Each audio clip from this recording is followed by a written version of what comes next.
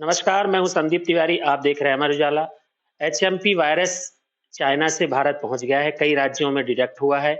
मध्य प्रदेश के करीबी राज्य महाराष्ट्र, नागपुर में भी एक केस पाया गया है।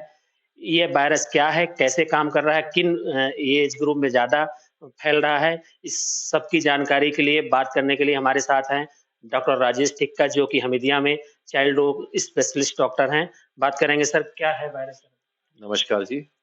जैसे कि प्रिंट मीडिया और मीडिया के द्वारा अपने को पता चल रहा है, सभी लोगों को जानकारी मिल रही है कि अलग-अलग जगहों पे ये एचएमपीवी वायरस होता है, जो ह्यूमन मेटा न्यूमो वायरस के नाम से जाना जाता है। ये वायरस की कुछ खबरें मिल रही है, जो कि हमको भी मीडिया के थ्रू और कुछ ऑफिशियल लेटर्स के थ्रू पता चल रहा है।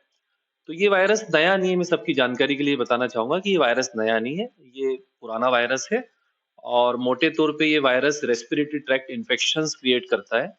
ये किसी भी उम्र में इन्फेक्शन हो सकता है, लेकिन जो भी ऐसी उम्र जिसमें इम्यूनिटी कम रहती है या स्वास्थ्य का ज़्यादा ध्यान रखना पड़ता है, जैसे हम सभी जानते हैं कि 5 साल से नीचे के बच्चों में एक इम्यूनिटी और बीमारियों का एक ज़्यादा खतरा रहता है और 60 साल से ऊपर के वयस्कों में थोड़ा बीमारी होने के चांसेस ज़्यादा होते हैं।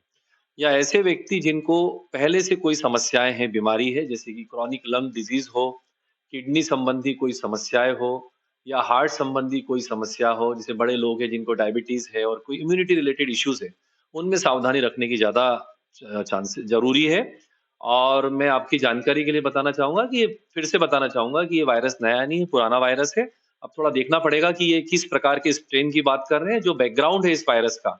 इसमें 2 प्रकार की स्ट्रेन मिलती है और अभी कंसर्न जो खबरों से पता चल रहा है इसका कंसर्न है, तो इसकी इन्फेक्टिविटी कुछ नई हो गई है या इसमें कोई म्यूटेशंस हो गया है, वो थोड़ा देखने वाला विषय है।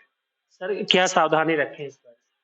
जैसे कि हम कोविड काल से सभी लोग सीख रहे हैं कि रेस्पिरेटरी इन्फेक्शन जो कि ये भी पूर्वतः और पूरी तरह से रेस्पिरेटरी इन्फेक्शन के तौर पे फैलता है, जो कि ड्रॉपलेट मतलब मुंह से बोलने पर जो हमारे मुंह से जो वायरस निकलते हैं उसके द्वारा फैलता है। ड्रॉपलेट इन्फेक्शन होता है क्लोज कांटेक्ट होने से, किसी में कोई इन्फेक्टेड हाथ है और वो हाथ किसी टेबल पे लग गया और टेबल से किसी व्यक्ति ने छुआ तो उसके द्वारा ये फैलने के चांसेस होते हैं क्लोज कांटेक्ट से और ड्रॉपलेट ट्रांसमिशन होता है।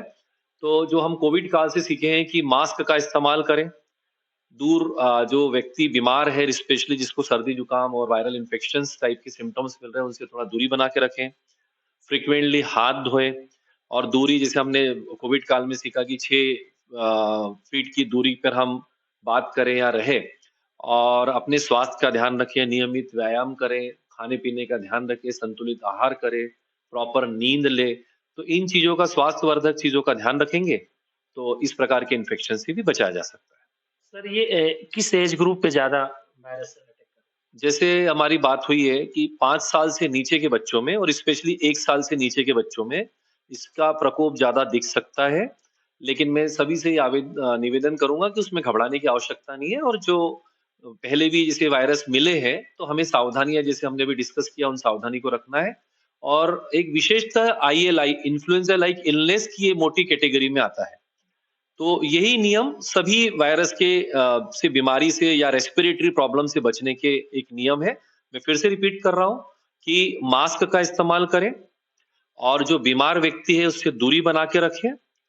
फ्रीक्वेंटली साबुन से हाथ धोने का ध्यान रखें और अपने पर्सनल स्वास्थ्य का भी ध्यान रखें, जैसे खान-पान बच्चों के लिए भी खान-पान का ध्यान रखें, संतुलित आहार का ध्यान रखें, थोड़ा बाहरी चीज़ों को कम इस्तेमाल करें, प्रॉपर नींद हो बच्चों की और पॉजिटिव एटीट्यूड हो, तो ये सब चीज़ें ध्यान रखेंगे तो इससे भी बचा जा सकता है और प्रॉपर इलाज हो सकता है। सर, बच्चों के अलावा बड़ों में भी हो सकता है क्या वायरस? जी, जैसे हमारी बात हो रही है कि जिनकी भी इम्यूनिटी कम होती है या कम होने के चांसेस है, उनमें ये वायरस इन्फेक्शन ज़्यादा हो सकता है, तो 60 साल से ऊपर के जो वयस्क है और जिनको प्री एक्जिस्टिंग या पहले से कोई समस्या है, जैसे कोई हार्ट की प्रॉब्लम हो, किसी को किडनी संबंधी समस्या हो, डायबिटीज़ हो और मल्टीपल कोई प्रॉब्लम्स हो, तो उनको सावधानी रखने की आवश्यकता ज़्यादा है। सर, कोरोना वायरस से किस तरह से ये वायरस अलग है कि सिमिलरिटी है इसमें क्या? देखिए, कोरोना वायरस भी एक टेक्निकली बात किया जाए तो एक अलग फैमिली को बिलॉन्ग करता है और ये न्यूमोविरिडी फैमिली को बिलॉन्ग करता है। हमारी जनरल लोगों के लिए या सामान्य पब्लिक के लिए मैं बोलना चाहूँगा कि ये रेस्पिरेटरी इन्फेक्शन है और लगभग कोरोना वायरस जैसा ही फैलता है। तो जो हमने कोरोना काल में सीखा है, जो सावधानियाँ सीखी है, उनको हम फॉलो करेंगे तो इस वायरस से भी हम पार पा सकते हैं। सर, बच्चों में वैसे भी इस समय ठंड का महीना चल रहा है, बच्चों में बीमारियाँ फैल रही हैं, तो बच्चों को सावधानी के लिए कुछ टिप्स अगर दें तो? जैसे अपनी बात हो रही है कि बच्चों की सावधानी के लिए हम 4 पिलर जो स्वास्थ्य के 4 पिलर होते हैं। तो एक तो होता है कि प्रॉपर न्यूट्रिशन। तो न्यूट्रिशन से हमारा मतलब है कि बैलेंस्ड डाइट, संतुलित आहार। और संतुलित आहार से हमारा मतलब है कि जिसमें proper carbohydrates, fats, proteins, minerals, vitamins मिले, वो बच्चों के आहार में आना चाहिए और वो आहार होगा हमारा मिक्स्ड डाइट। मिक्स्ड डाइट खिलानी है, बच्चों की प्रॉपर नींद होनी चाहिए, प्रॉपर नींद के अलावा थोड़ी बहुत एक्सरसाइज, खेलना-कूदना भी होना चाहिए और पॉजिटिव एटीट्यूड। जो मतलब बहुत नेगेटिव बातें नहीं करनी है उस बारे में कि कोई वायरस आ गया, दिन भर घबराहट हो रही है, एंग्जायटी हो रही है, उससे भी प्रभाव पड़ता है। तो इन चीज़ों का ध्यान रखें और दूसरा किसी को रेस्पिरेटरी इन्फेक्शन है बच्चों में तो उनसे थोड़ा दूरी बना के रखें। बच्चों को सिखाएँ कि कहीं बाहर से आ रहे हैं या किसी को इन्फेक्टेड मरीज के संपर्क में आए हैं तो हाथ धो के और खाना खाएँ या दूसरी चीज़ों का इस्तेमाल करते समय हाथ धोएँ।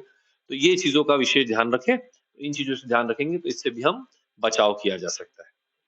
डॉक्टर राजेश टिक्कस, चाइल्ड स्पेशलिस्ट, इनका साफ तौर पे कहना है कि सावधानी ही किसी भी बीमारी या वायरस का समाधान है। नमस्कार, आप देख रहे थे अमर उजाला। अमर उजाला जीवांजलि के सारथी की मदद लें और महाकुंभ में स्नान जरूर करें।